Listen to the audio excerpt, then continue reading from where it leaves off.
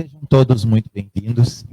Sintam-se todos acolhidos nessa noite chuvosa e início de período mais frio, assim como as pessoas que estão pelas redes sociais nos assistindo, porque a nossa transmissão também acontece via o Facebook. O presente que nós ganhamos hoje para vir aqui fazer uma palestra, fazer uma conversa, fazer um momento de reflexão, é o capítulo 24. Não ponhais a candeia sobre o alqueire. Esse capítulo já caiu outras vezes para passarmos no processo de reflexão e vir aqui expor as ideias e os ensinamentos que Kardec coloca, que a Divina Providência traz nas psicografias, e um pouco do que aprendemos na caminhada e conseguimos entender sobre as metáforas que Cristo traz aqui.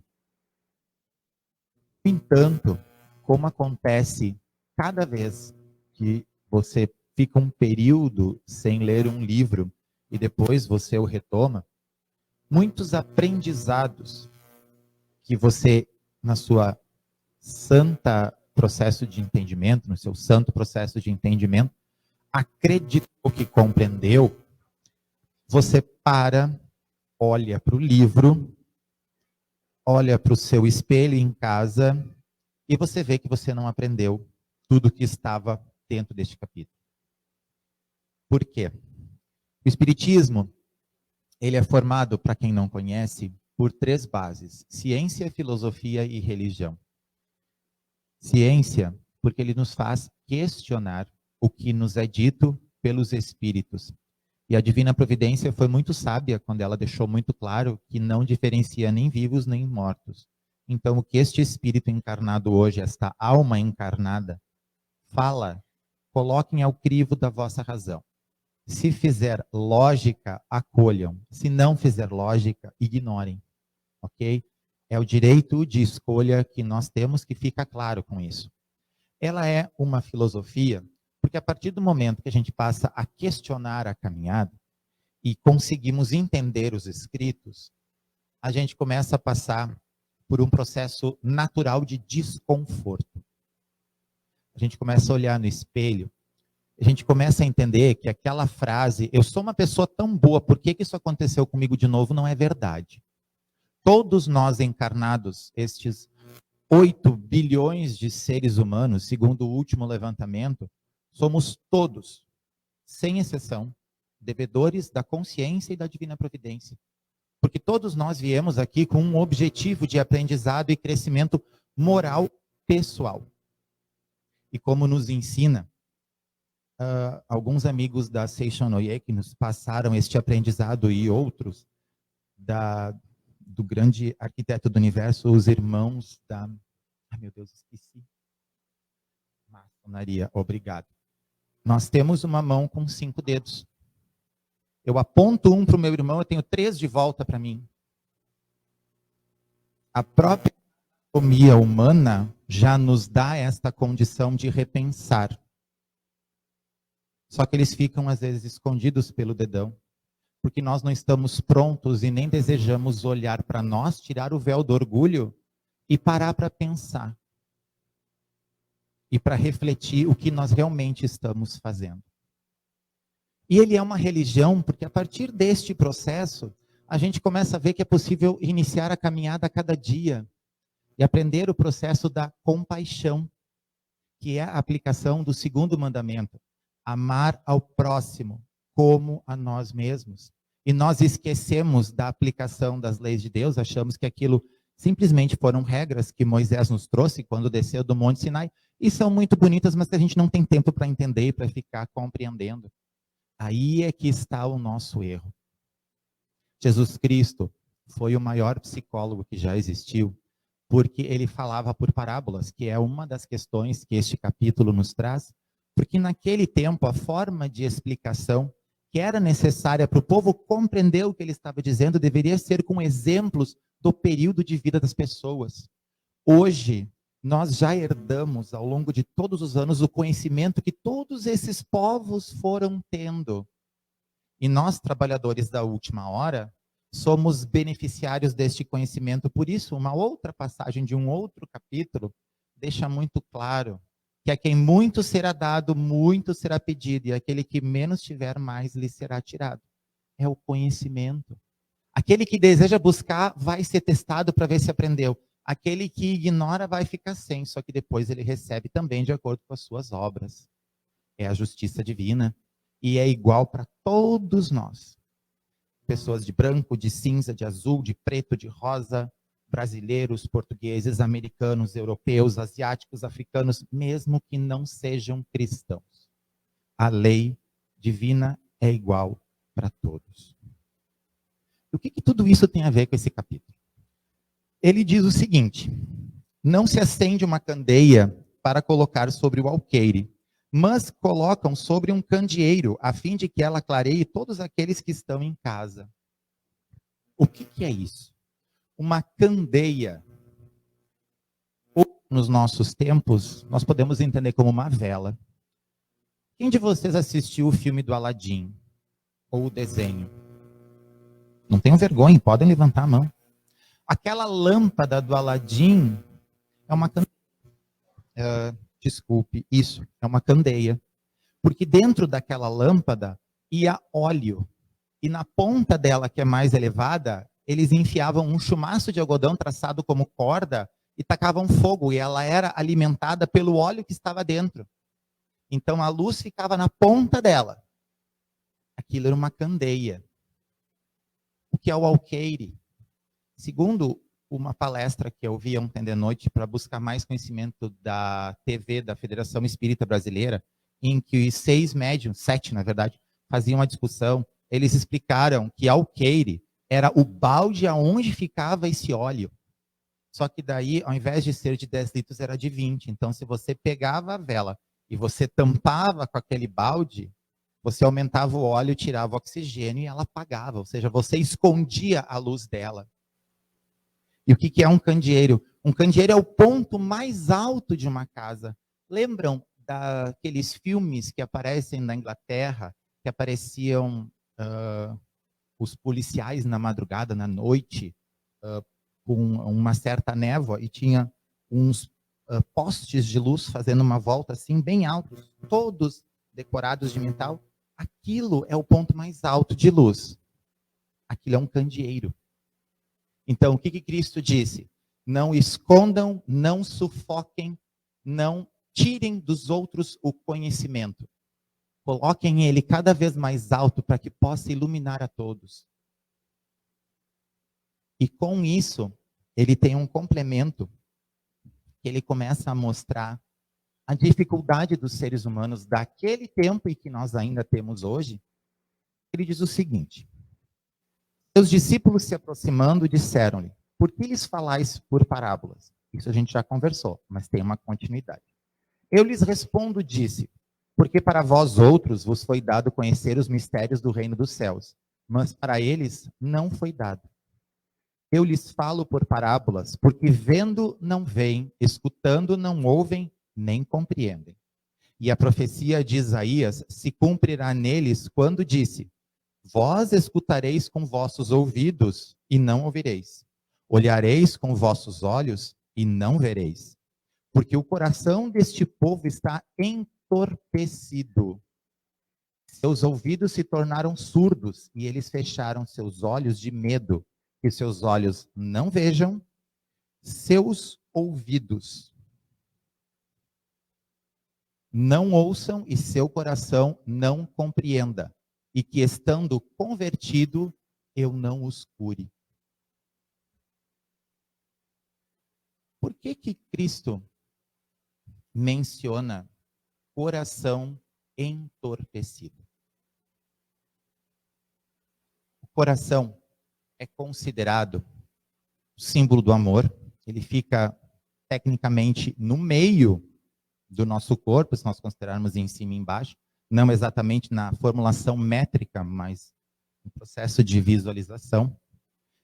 O sangue arterial e venoso passa por ali, então o centro das emoções acontece ali.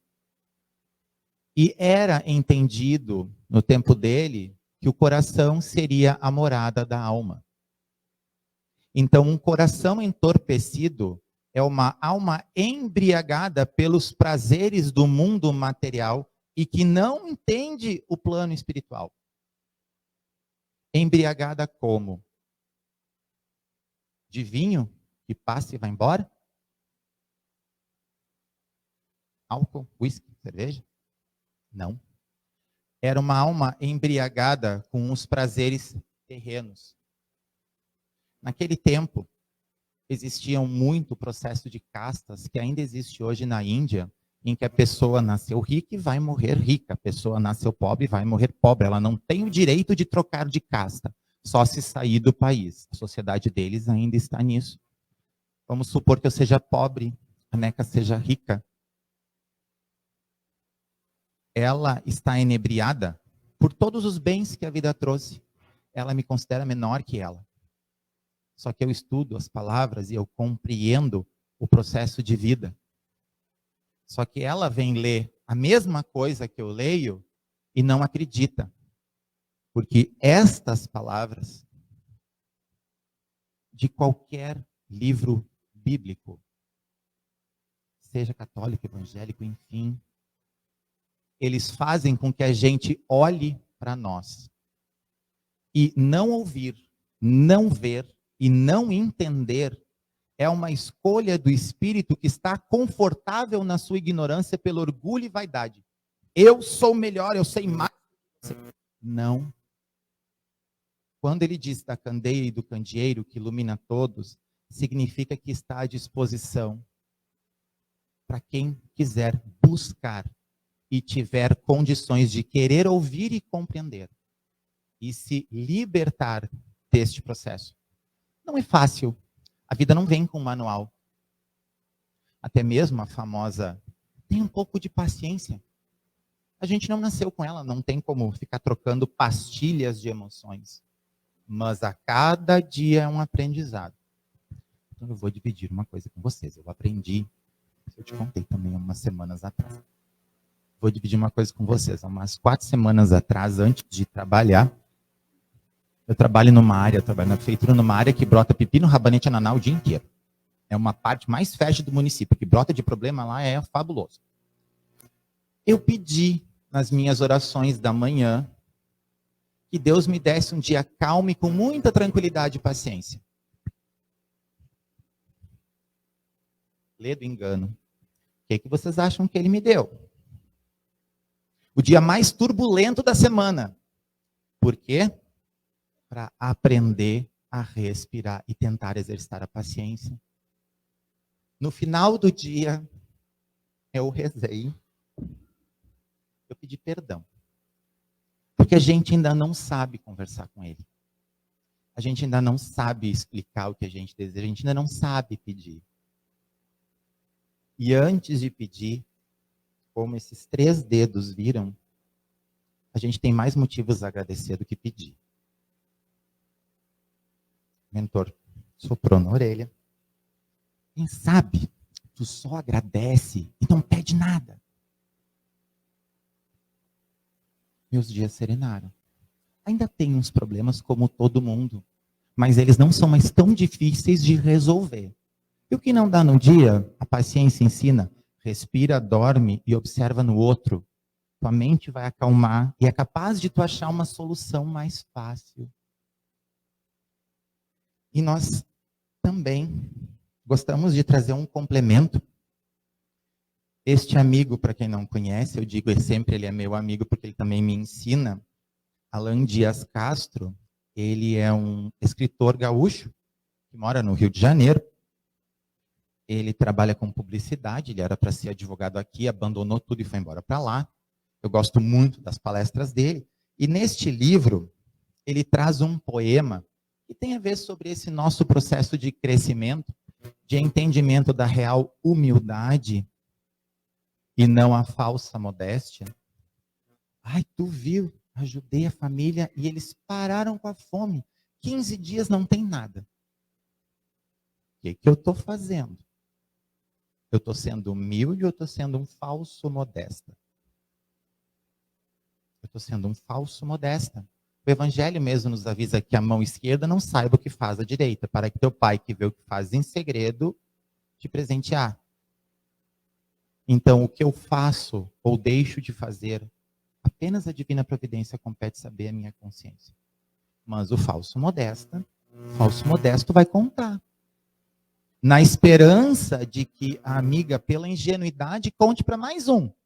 Que conta para mais um. Que conta para mais um. Aí depois estão batendo palma. E depois, quando pede para a divina providência um auxílio, não sabe por quê, mas já recebeu a sua real recompensa, que eram as palmas terrenas. E a divina providência não te deve mais nada, porque foi o que tu realmente quis com a atitude que tu praticou.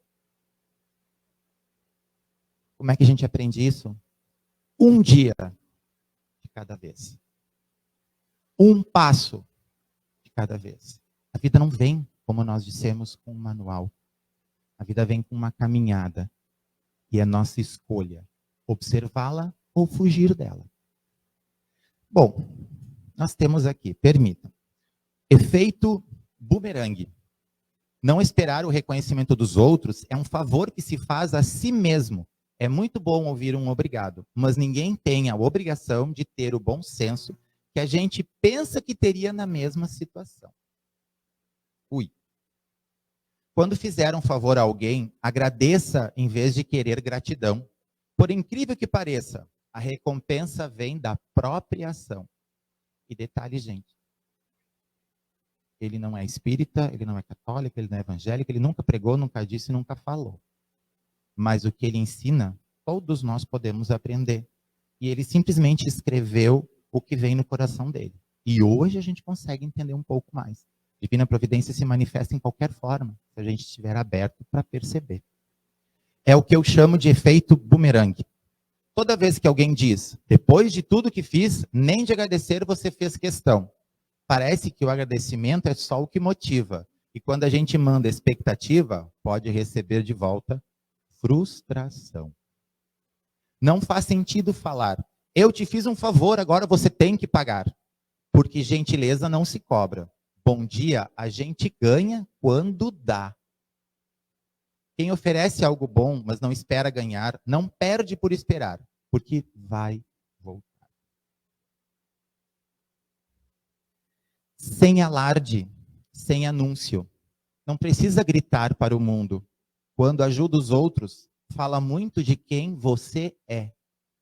Quem aprendeu a dar o que quer é o que mais valoriza o cuidado de quem está ao seu lado para o que der e vier. Ao encontrar alguém que mereça, repita o gesto que gostaria de ter recebido. Simplesmente agradeça e sinta-se agradecido. É como diz e nos ensina o mentor. Quem é que mais precisa estudar? Quem é que mais precisa compreender e aplicar? É quem está falando, estudando, ouvindo e repensando. O maior devedor é o que mais aprende e o que mais deve tentar ajudar para resgatar o seu processo. Agradecemos o silêncio, este abençoada oportunidade. Que cada um encontre nessa noite e receba aquilo de bom que veio buscar. Que a divina providência ampare cada um dos nossos corações. Que assim seja.